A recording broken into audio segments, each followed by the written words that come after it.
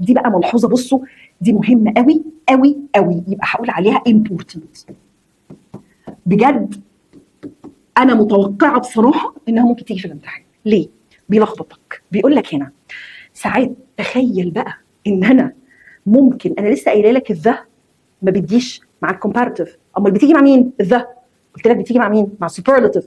تخيل ان هو ممكن يجيبها لك هنا مع الكومباراتيف. ازاي؟ ايه ده؟ انت هتلخبطينا؟ لا مش هلخبطك والله، هو ده المنهج. اوكي، دي تريكات لازم تبقى عارفها.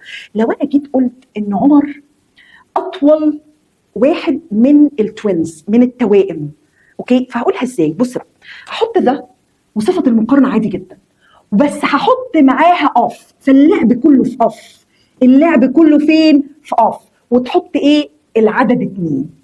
يعني انا هنا عمر is the taller of، ما دام في اوف هقول the twins.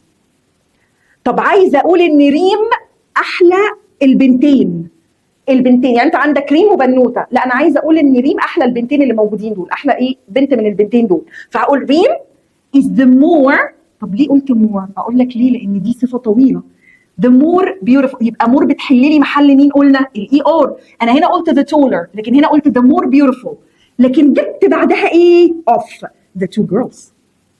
يبقى انا من الاخر ممكن احط ذا في الكومباراتيف في حاله ان انت عايز تقول ان الشخص ده احلى الاثنين، الشخص ده اطول من الاثنين، الشخص ده اسرع الاثنين.